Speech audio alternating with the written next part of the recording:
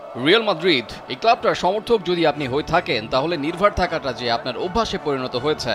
বলা হয়ে থাকে 90 মিনিট রিয়ালের জন্য অনেক সময়, শুধু বলার জন্যই বলা নয়, এই কাজটাই তো করে যাচ্ছে সাদাদের শিবির। কাজটা করে যাওয়া যেন খুব সহজ রিয়ালের জন্য। চ্যাম্পিয়ন্স লিগের ফাইনাল, রিয়াল মাদ্রিদ বনাম বরুসিয়া ডর্টমুন্ড, আরেকটা স্বপ্ন বুননের রাত, আরেকটা ইতিহাস তৈরির মাহেন্দ্রক্ষণ। অপেক্ষায় লন্ডনের ওয়েম্বলিতে থাকা হাজারো দর্শক, কারা লিখবেন রূপকথা।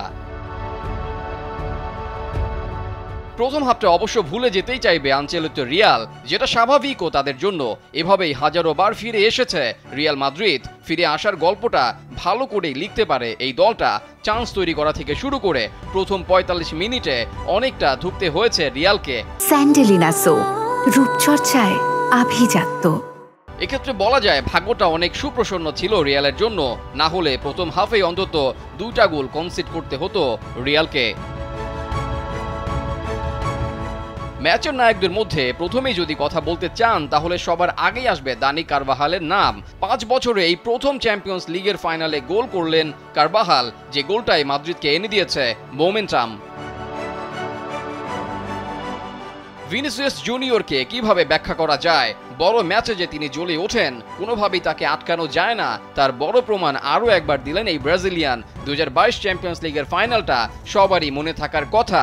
সেবারও রিয়ালকে চ্যাম্পিয়ন করতে একমাত্র গোলটা এসেছিল এই ভিনির পা থেকেই। এবারের ফাইনালেও একটা গোল করে টানা 2 ফাইনালের গোল স্কোরার বনে গেলেন ভিনি। পুরো ম্যাচ জুড়ে তার ড্রিবলিং, বল নিয়ে বারবার বক্সে ঢুকে পড়া ছিল চোখ ধাঁধানো।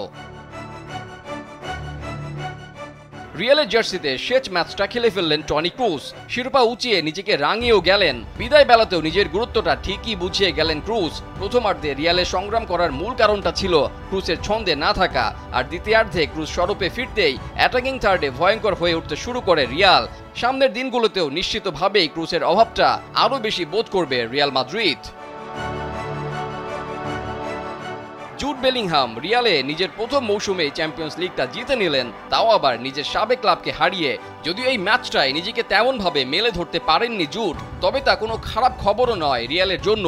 দিনটা অবশ্যই স্মরণীয় থাকবে এই ইংলিশম্যানের জন্য। চ্যাম্পিয়ন্স লিগের বস রিয়াল মাদ্রিদ আর তার ডন কার্লো আনচেলত্তি শিরোপা জিতে নিজেকে নিয়ে গেলেন ধরাছোঁয়ার বাইরে। রিয়ালকে 15 নম্বর চ্যাম্পিয়ন্স লিগটা এনে দিয়ে আরও একবার আনচেলত্তি জানান দিলেন কোচিং জগতে তিনিই সেরাদের সেরা। রেজাউল করিম, কালবেলা।